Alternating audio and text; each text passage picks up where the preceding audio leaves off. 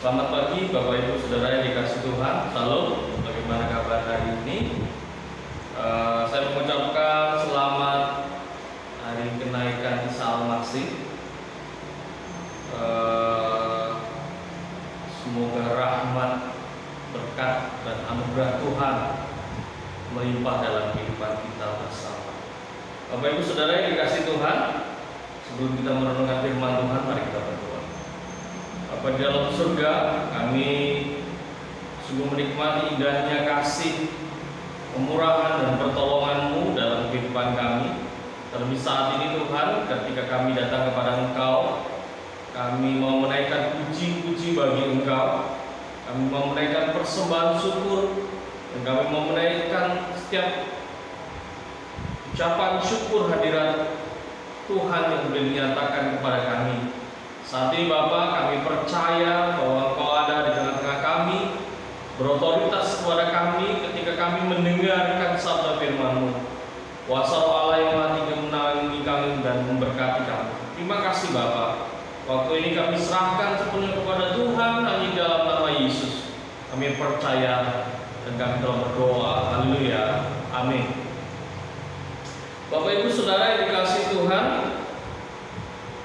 tentunya saya dan saudara mengharapkan satu bagian terbesar melalui kenaikan Yesus ke surga. Ada sesuatu yang ingin kita harapkan ketika Yesus naik ke surga. Bapak Ibu Saudara yang dikasihi Tuhan, Yesus naik ke surga dengan tujuan supaya ada berkat yang boleh Dia berikan dalam kehidupan kita. Berkat apa sajakah itu? Dan apa yang ingin Tuhan nyatakan?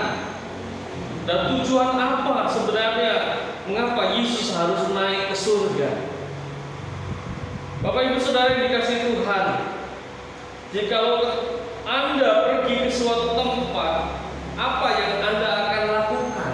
Atau apa yang akan Anda inginkan di sana terjadi dalam kehidupan Anda? Apa sebenarnya tujuan Anda? Mengapa Anda pergi? Mengapa Anda melakukan perjalanan itu? Pasti ada tujuan, ada harapan, ada keinginan yang ingin Anda capai. Demikian juga Yesus memiliki alasan mengapa Dia harus naik ke surga, mengapa Dia harus pergi ke rumah Bapa. Di dalam Yohanes pasal yang ke-14 ayat yang pertama sampai yang ke-4, saya akan bacakan bagi kita. Janganlah gelisah hatimu, percaya kepada Allah, percayalah kepada Allah, percayalah juga kepadaku. Di rumah Bapakku banyak tempat tinggal. Jika tidak demikian, tentu aku mengatakannya kepadamu, sebab aku pergi ke situ untuk menyediakan tempat bagimu. Dan apabila aku telah pergi ke situ dan telah menyediakan tempat bagimu, aku akan datang kembali dan membawa kamu ke tempatku, supaya di tempat di mana aku berada, kamu pun berada. Dan kemana aku pergi, kamu tahu jalan ke situ. Ya, jadi ada tujuan, ada alasan mengapa Yesus pergi. Kalau dari bagian pembacaan yang baru saja saya bacakan untuk kita semua, Yesus sebenarnya ingin menyampaikan 1, 2, 3 pengertian mengapa Dia harus naik ke surga, mengapa Dia harus pergi meninggalkan murid-murid yang pada waktu itu masih dalam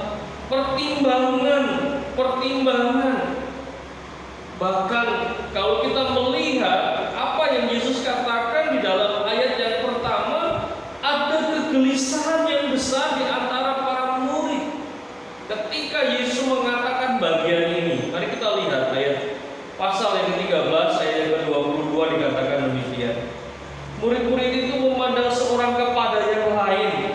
Mereka ragu-ragu siapa yang dimaksudkannya.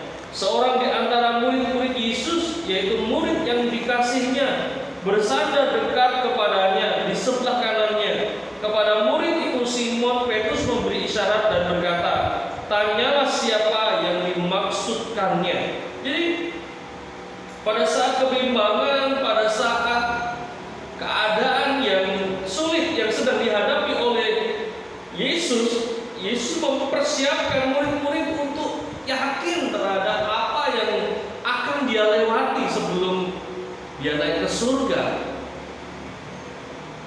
Dia harus mati, bangkit pada hari yang ketiga, menampakkan diri, dan pada akhirnya dia harus naik ke surga. Saudara yang dikasihi Tuhan, ya, jadi ada kemungkinan terjadi kegelisahan di antara murid-murid sehingga Yesus mengatakan hal demikian. Ya, mengatakan hal demikian supaya murid-murid tidak cemas, dia tidak khawatir. Bahkan dikatakan di ayat 1 itu gelisah. Nah, kata gelisah sendiri di dalam bahasa aslinya yaitu metaraseto. Jangan menjadi demikian gelisah sehingga bertindak terburu-buru dan kacau. Ya, seperti kalau saudara memperhatikan air, baik itu di danau, baik itu di sungai, baik itu di laut, ketika diterpa angin, ya, semakin besar angin, semakin besar gelombang, semakin berombak-ombak, semakin banyak air beriak-riak yang dihantam oleh angin. Nah, seperti itu yang terjadi di antara murid-murid ketika Yesus menyampaikan bahwa dia akan diserahkan, bahwa dia akan dibunuh, bahwa dia akan mati, bahwa dia akan bangkit pada hari yang ketiga. Situasi itu yang dialami oleh murid-murid, kegelisahan yang cukup besar terjadi antara murid-murid. Sehingga Yesus berkata, janganlah gelisah hatimu, percayalah kepada Allah, percayalah juga kepadaku. Di sini ya, kita belajar ada satu pernyataan yang ingin Yesus katakan kepada kita di tengah-tengah situasi wabah corona yang belum selesai. Ada isu-isu, ada fenomena-fenomena yang baru yang muncul di situasi-situasi seperti ini. Yesus mengajarkan satu hal. Yang pertama dari ayat yang pertama, jangan gelisah hatimu, percayalah kepada Allah, percayalah juga kepadaku. Di sini Yesus menyatakan bahwa kepada kita jangan gelisah, melainkan percayalah, percaya kepada Allah. Mengapa kita harus percaya kepada Allah? Mengapa kita harus percaya kepada Dia? Karena Yesus menyediakan kepada kita. Di sini ada kata jaminan. Jaminan disediakan kepada saya dan saudara ketika kita atau saya dan saudara percaya kepada Yesus. Yesus menyatakan jaminan, janganlah gelisah hati, janganlah gelisah hatimu terhadap segala situasi, terhadap segala keadaan yang mungkin akan menenggelamkan kita pada waktu kegelisahan itu terjadi. Ya, sekalipun seluruh bangsa dan kota gelisah, sekalipun keluarga kawanan gelisah, janganlah gelisah hatimu. Pertahankan jiwamu sendiri bila mana tidak ada yang bisa dapat kamu pertahankan. Hati adalah benteng utama. Jadi kegelisahan itu berasal dari hati. Ketika hati kita sudah mulai gelisah, maka apapun yang terjadi, ya pasti akan terjadi. Oleh karena itu Yesus mengatakan jangan gelisah, percayalah kepada Allah, percaya juga kepada. Yesus menyatakan peringatan itu kepada murid-murid supaya mereka yakin, supaya mereka teguh, supaya mereka tidak bimbang menghadapi situasi-situasi tersulit apapun. Oleh karena itu Yesus mengatakan hal demikian. Bagaimana dengan kita, Bapak Ibu Saudara yang dikasihi Tuhan? Sudahkah kita mempercayakan hidup kita kepada Allah di tengah situasi seperti sekarang ini? Sudahkah kita menyerahkan hidup kita kepada Allah di tengah situasi seperti sekarang ini? Mempercayakan diri kita kepada Allah tentu bukanlah hal yang sia-sia, melainkan kita sedang bertindak dengan iman dan akan menikmati janji hidup yang kekal sesuai dengan apa yang dinyatakan.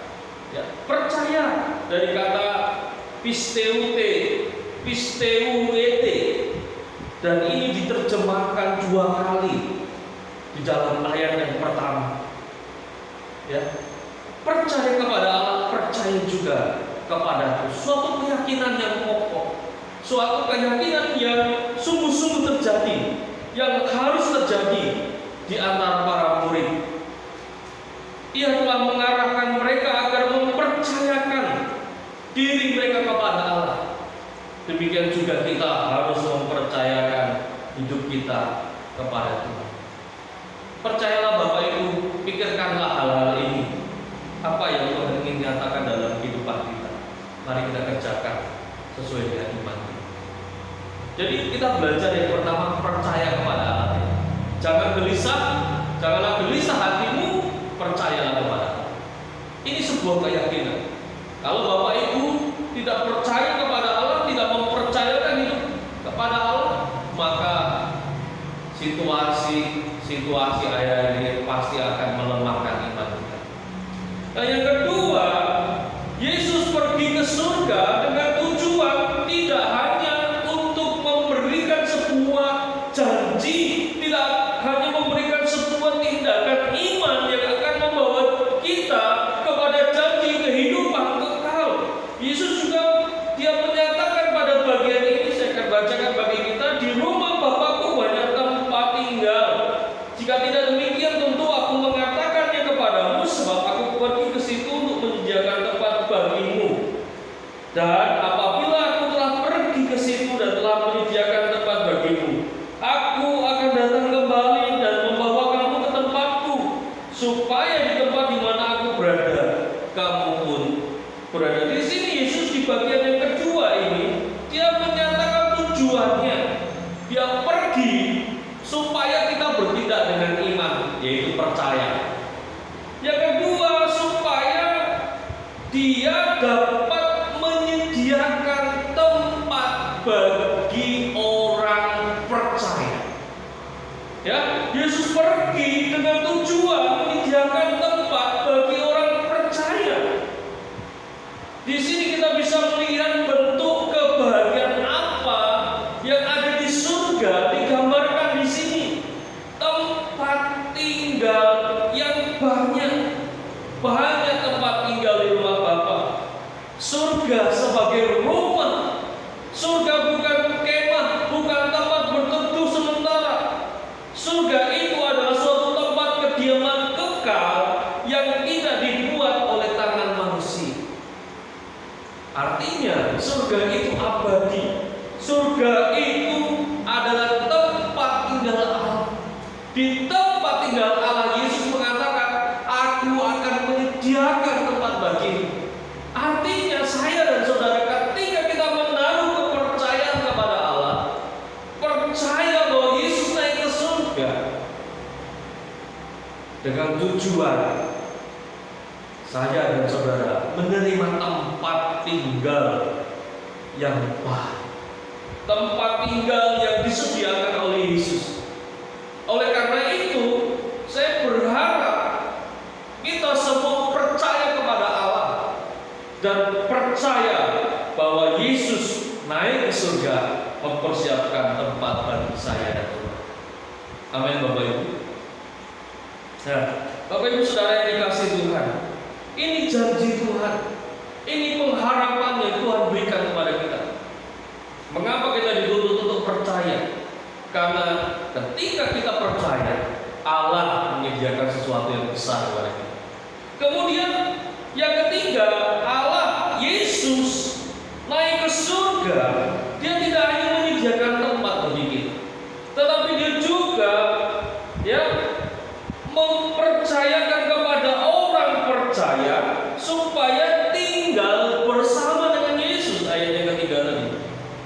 Dan apabila aku telah pergi ke situ dan telah menyediakan tempat, aku akan datang kembali dan membawa kamu ke tempatku, supaya di tempat di mana aku berada, kamu pun berada. Artinya kita tinggal bersama dengan Yesus. Artinya kita akan bersama-sama dengan Yesus. Dan itu yang dikatakan Yesus kepada murid-murid pada waktu itu, supaya mereka tidak bimbang, supaya mereka tidak gelisah. Yesus menyatakan bahwa Dia akan menyediakan tempat bagi murid-murid, mempersiapkan tempat bagi murid-murid. Bahkan Yesus mengundang murid-murid untuk tinggal bersama dengan Yesus di surga. Yesus juga mengundang saya dan saudara untuk tinggal bersama dengan Yesus. Orang percaya akan tinggal bersama-sama dengan Yesus di surga. Dan di ayat yang keempat dikatakan, dan kemana aku pergi, kamu tahu jalan ke situ. Ini yang luar biasa Bapak Ibu Saudara. Ya. Jadi kemana Yesus pergi, kita tahu jalan yang Yesus tuju. Dan jalan ke situ kita tahu tepat sekali.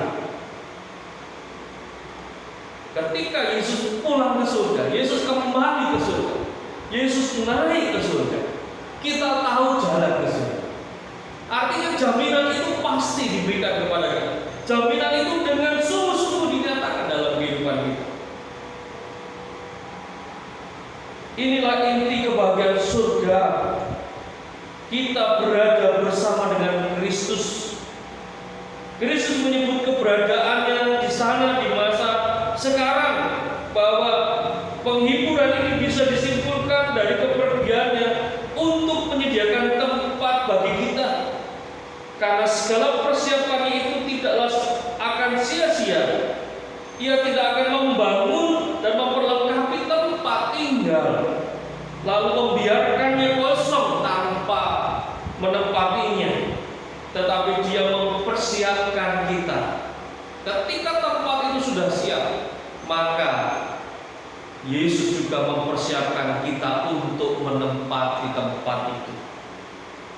Ini yang luar biasa yang saya mau katakan kepada Bapak Ibu Saudara. Kita dituntut untuk menjadi percaya kepada Yesus, tidak gelisah. Karena Yesus menyediakan tempat bagi orang-orang percaya. Dan Yesus pula mengajak orang-orang percaya untuk tinggal bersama dengan Tuhan, bersekutu bersama dengan Tuhan. Bagaimana dengan kita saat ini? Apakah kita juga mempercaya kepada Yesus? Percaya bahwa Dia telah mati, bangkit pada hari yang ketiga. Dia telah menampakkan diri kepada murid-murid, dan pada akhirnya Dia akan kembali ke surga, meninggalkan murid-murid untuk mempersiapkan tempat, untuk mengajak kita pergi ke tempat itu, bersekutu bersama dengan Tuhan. Dan pada akhirnya kita menikmati kebahagiaan yang disediakan Tuhan. Bapak Ibu Saudara yang dikasihi Tuhan, inilah firman Tuhan yang dapat saya sampaikan. Kiranya apa yang saya dapat sampaikan hari ini bisa menguatkan iman kita, bisa menguatkan keyakinan kita, supaya kita tidak gelisah, supaya kita tidak khawatir, supaya kita tidak ragu-ragu untuk mempercayakan hidup kita kepada Tuhan. Mari kita berdoa. Kami sungguh bersyukur Tuhan atas firman-Mu. Kami sungguh bersyukur bahwa ketika Allah mengingatkan kepada murid-murid untuk tetap percaya, supaya tidak khawatir, tidak gelisah, namun mempercayakan hidupnya kepada Tuhan, maka Tuhan menyediakan tempat di surga. Di mana Tuhan berada, di situ kami tahu jalan menuju tempat di mana Tuhan berada, dan kami akan bersama-sama tinggal bersama dengan Tuhan. Dan kami percaya. Terima kasih Tuhan. Terpujilah Bapa, selama-lamanya kami bersyukur dan kami berdoa. Haleluya. Amin.